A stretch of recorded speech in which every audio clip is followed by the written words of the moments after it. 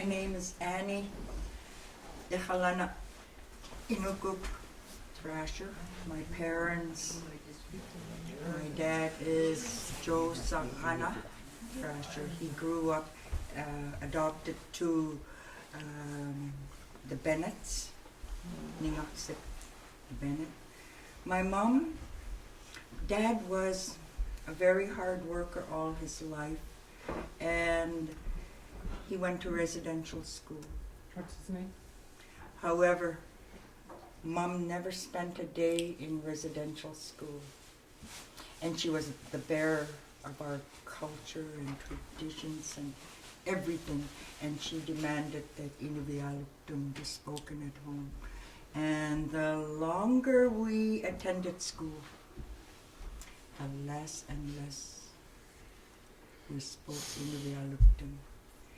However, she never faltered. She continued through her stories and legends, her traditions, her clothing, her preservation of foods, and she ruled the home with an iron hand. She was named after her nana from Alaska.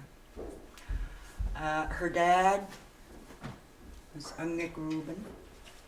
Her mom was Siliuyaq from Inuvialuit, Yeah. and an extensive history from Alaska. Her dad came from the area around Norata, and he and three brothers traveled to Canada. There was Dautuk, Okpik, Annakdo, and Angik. Yeah. All four brothers. One of them may have been a half brother, but they traveled, and you can tell at the time they stopped in Inuvialuit. He met and married my nana, Siliuyaq, and she was a medicine person too. Very honorable one. And you could just tell when he decided it was not the place to raise his children, you could tell where along the coast area each of them were born, and it started with Johnny in the Tuck area, and along with Mom, who was born in Atkinson Point. Mabel. Yeah, her and Billy, and you could tell they winter every so where. They hunt around the areas until the very youngest, which was Annie Elysia, was born around the Palato area. They lived in Langton Bay for an extensive amount of time, and they were, every so often they would meet with Patsy Wine and your lineage, your family, in the Horton River area. They traveled and met with people who trapped around the Perry Peninsula, the Horton River area, and my best friend across me, the eastern area, and they were very powerful, strong people, and they moved away from Kugluktok area to live isolated, and the people of Palatok just embraced them. They were part of our people, and that's why I felt like, he could speak different dialects, but he's more comfortable speaking in Inuit. His children all speak Inuit. However, back to the story, our family settled in the Palatok area.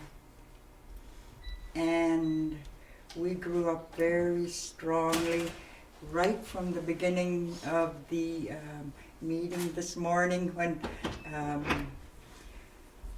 Ayakak was mentioned.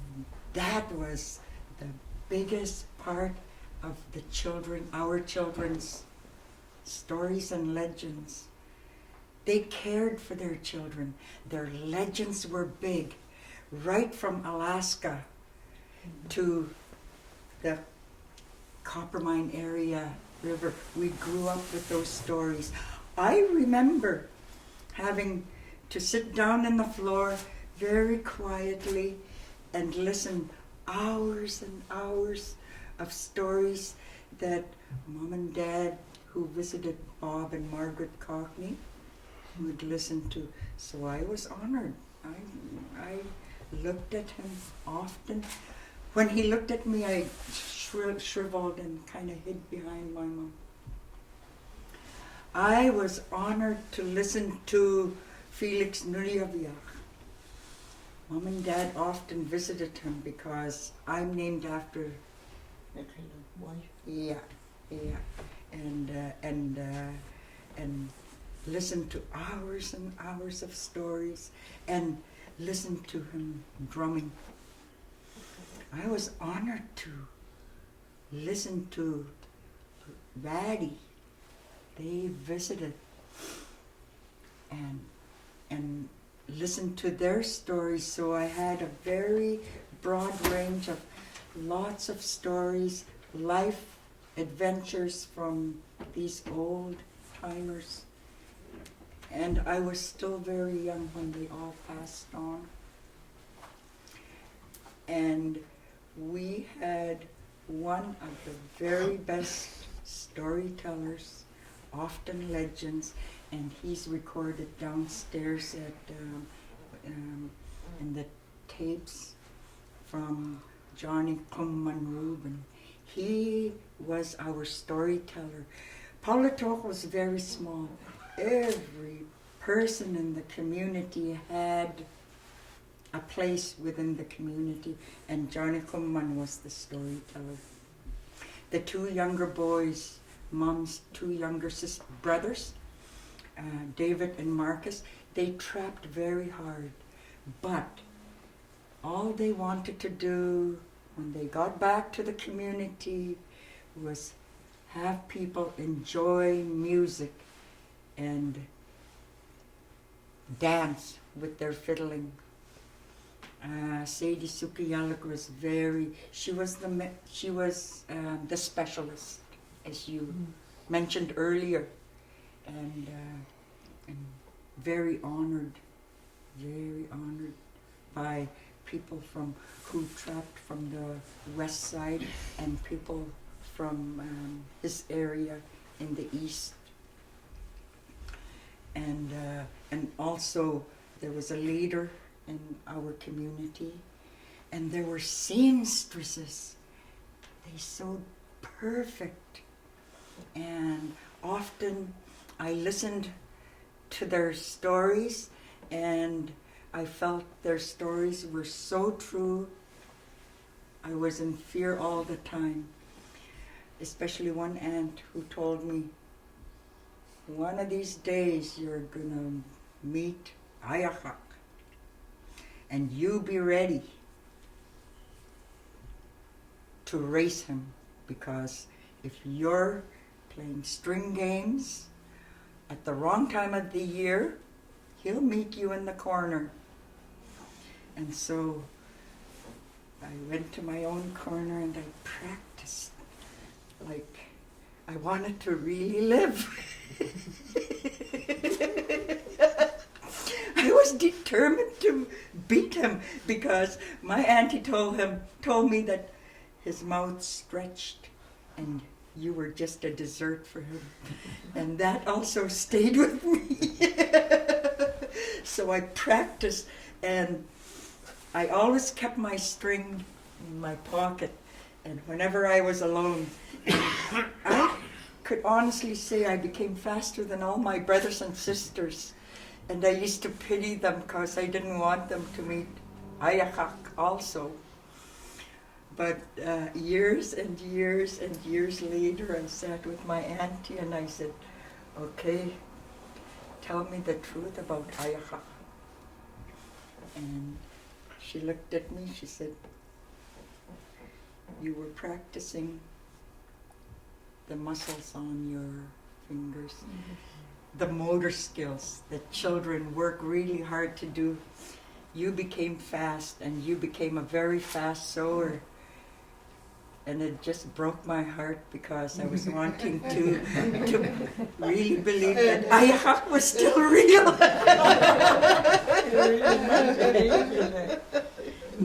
Extensive extensive history from our side of the family, and very strong people. Who was your dad and his parents? Huh? Who was your dad and his parents? My dad's dad Joel. was Billy Timiksana Thrasher, and his mom was Mary Mona Bennett, and she's the only real grandmother that we really had stories from. We never carried the stories from our step grandmother, but a lot of stories from my granddad's side. Yeah. Very extensive, and he was a very hard worker. And as I grew older, went away from home, met a lady from Puglukdo, and we were very busy doing our studies, different studies, and it was good to speak with her odd times. And then she finally came up to me and said, you know, I'm related to you. Huh? Okay. I said, your granddad, Billy Thrasher, is my granddad. Where are you from again? I said, from Copper Mine, before it became Puglukto. Oh, and she's younger than me. And he was a man of all seasons, maybe. But I found relatives, even in the east side, some on the west side. But Inuvialuit was a very calm, serious leader, more of a leader. She dominated her children. Her husband helped her very much. She was also a specialist. She was known to cure cancer. She was known to cure stomach problems. And she passed a little bit of that to some of her children. And who mentioned the headaches? She extensively taught Isokdak, Billy Rubin, how to do that. And he remained the expert of that. Certainly of her children, she learned a little bit to each. Very fine woman. And I also was very honored to listen extensively to the stories of his granddad, Andrew Karnakda, and rehear them from George every so often. And there was one time I told George, you know, I had to eat a snowbird when I was small. I said, we were not allowed to hunt anything that we couldn't eat. And if we did, we had to eat it. And I got a snowbird one time.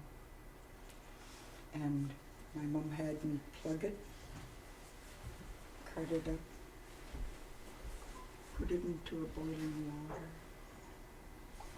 And my brothers and sisters were very quiet, but they couldn't miss the show. When it was time, she put it on the plate. And I'm taking long breaths. The tiniest piece. I'm looking at any one of my brothers and sisters to rescue me. Not one of them did. And finally, I ate it and chewed it. Because they didn't help me, it ended up tasting pretty good. So I ate the rest and I didn't share it with them. And he told me about the other times that he had, they ate snowbirds too. So it wasn't a strange one. It was one of our customs. You don't kill anything that you can't eat. And that lesson was torturous for me.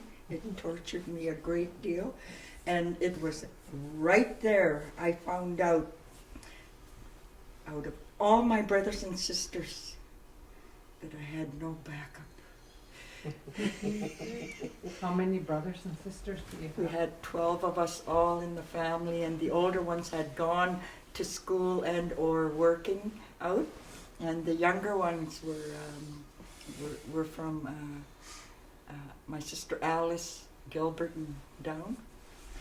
So I knew I had no allies with the younger group in our family at that time. Do you know how many siblings your mom had? Yes, they also had a very large family. Johnny Kumman was the oldest. Then it went to Amusinao, Isaptar, my mom Kangarana, Inuvik, Nora Ilikatjak, and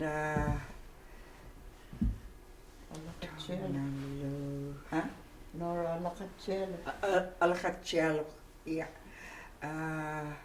Then there was Tautuk,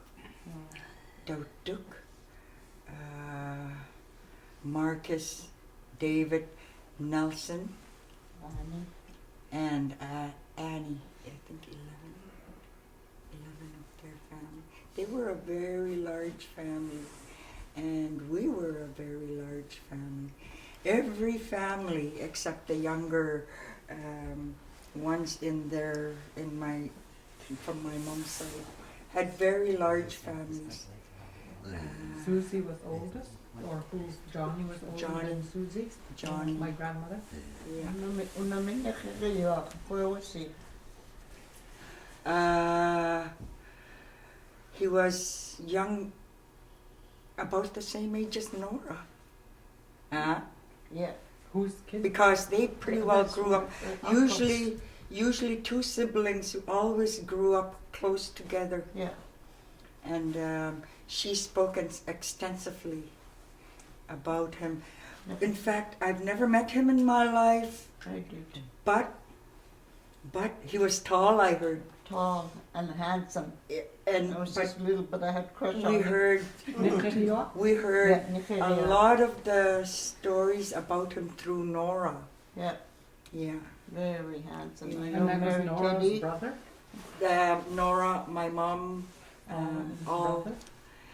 Actually, when Johnny was born, it was customary to give your firstborn to your relatives, and Siliuyaq couldn't.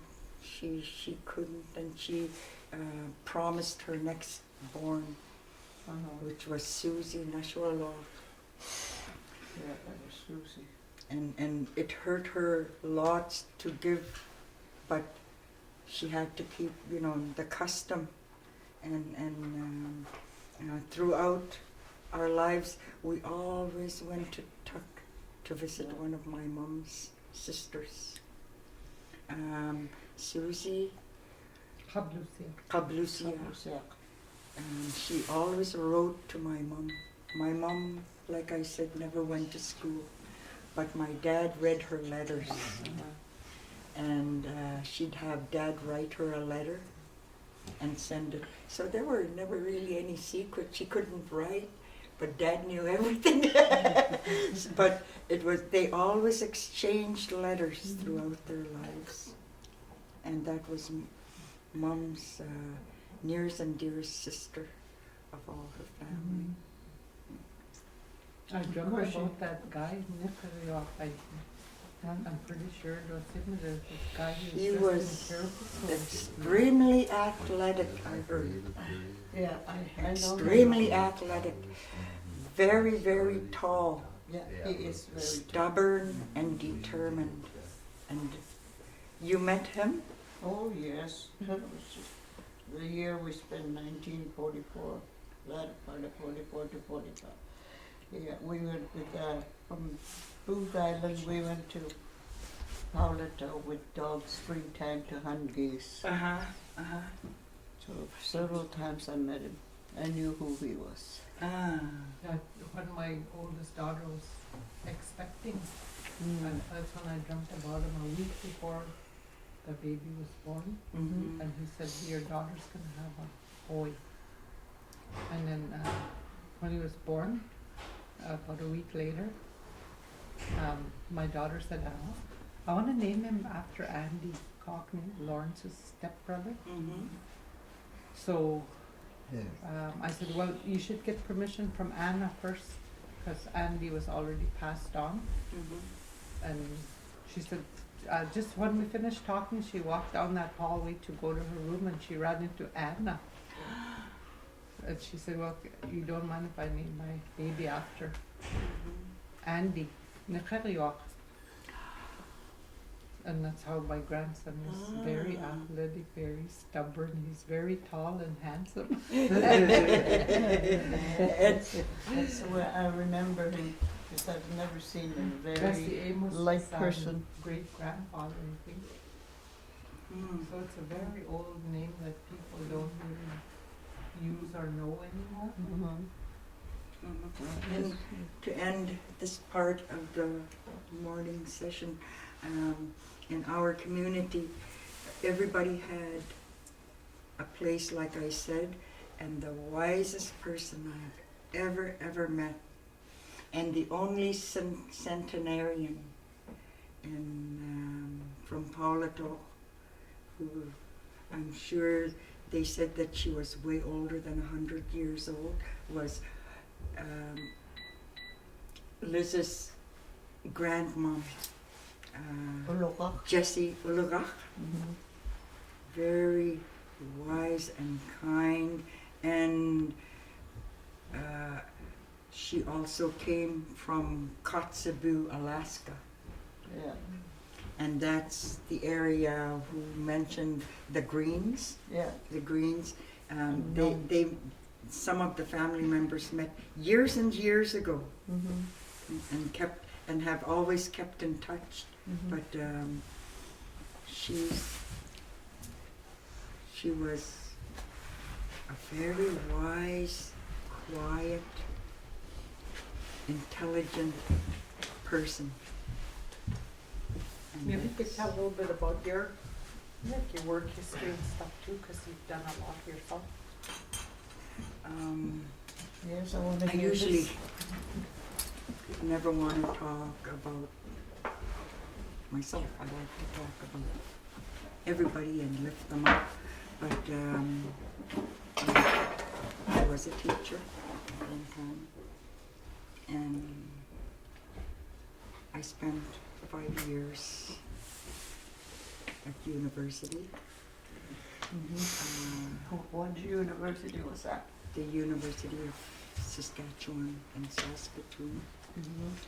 And it was about the time both my parents passed on, so I had to go back.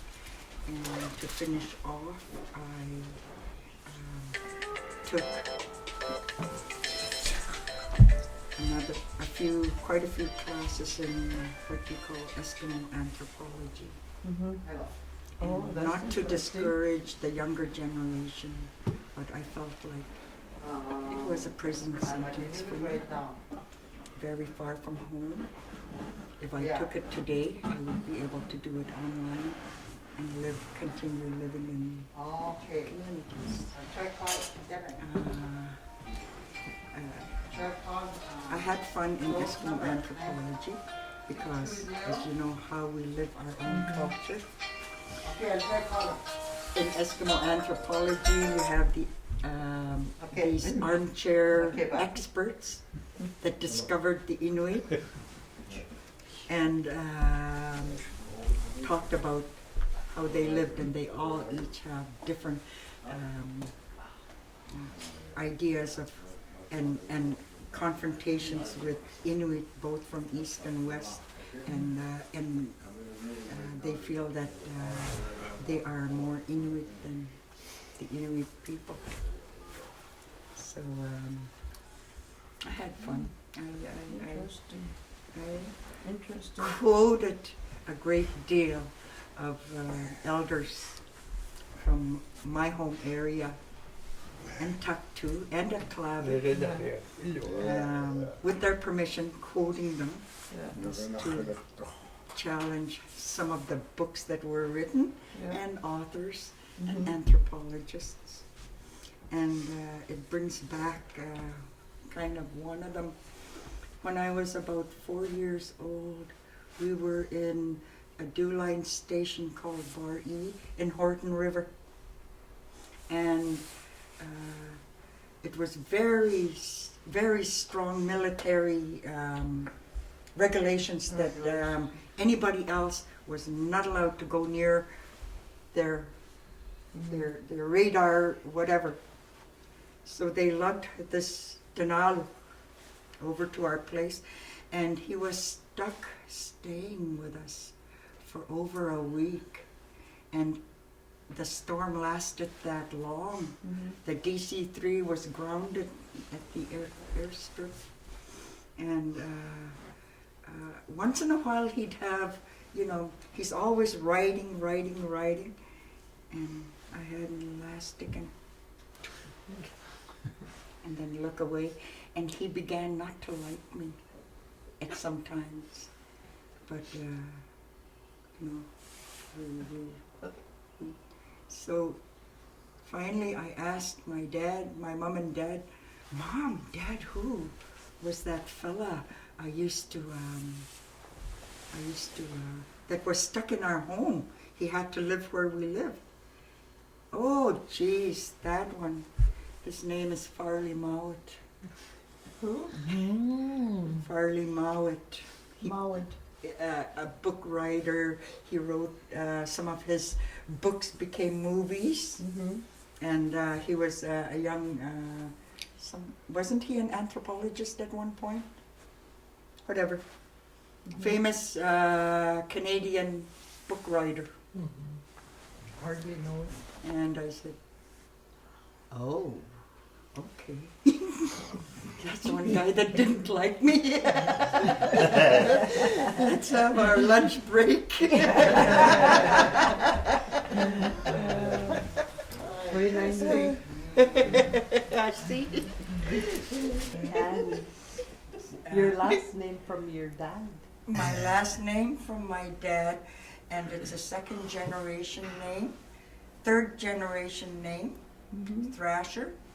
His dad was Billy Kimmock's son. Again, they added Kimmocksana. Yeah. Billy Kimmock's son. And they gave him, when they were registering at that time, they asked him, where was your dad from? And he said, the ship Thrasher. And he was given that name. Oh, you know why? Given that name. Yeah. Even though we've tracked down all the way down to South Africa. You know why? Excuse me. There's a shipwreck south of Point Hope. The ship is called Thrasher. That Yeah. must So be your the one. grandfather's fathers owned that ship, Yeah. Thrasher. Yeah. So again, the names changed, and The same story goes, they couldn't pronounce any Inuvialuit last names. So their fastest way was to name the easiest way. Okay, he's from that ship, Thrasher. His granddad was from there, and that was before the Inuit discs came out. Those are the names that were given. It's the same. We're from the same family. Reuben Angnik. He traveled to Canada with his brothers. Alan Okpik, Dautuk, and Anakdo. Elias Dautuk. Yeah. So all that, his family, They're all Elias. brothers, Yeah. 4 brothers who traveled to Canada with different last names. And when they were registering the Reuben family, they just naturally took Reuben Angnek, and everybody got his first name, Reubens, and that's where my mom came. And the history that she gave from her grandmother's side is the same as my grandmother's side, Sadie Sukiyalu, from Inuvialuit. Again, same, everybody just fell into the English name that they were given. So it's the same with our family. That name. My Inuvialuit name should have been Echalan. Ekilan. And Inukuk. And then we were identified while we were, it just swept through the Arctic. We got these little pigskin leather discs identifying us, and all I had to do was give my disc number, W3 1373. They found out where I went to school. So we weren't even names after We that. were numbers. We're just a We number. were numbers aside. Let's take not back our only names that, then. I mean, use them. aside from Tell people, explain what it means. Yeah. aside You're not a Okpik, you're a Okpik. Yeah. aside from the RCMP giving my Just granddad that name to pass on to all our family, Yeah. we were identified once again by numbers. Because mine is W3-807.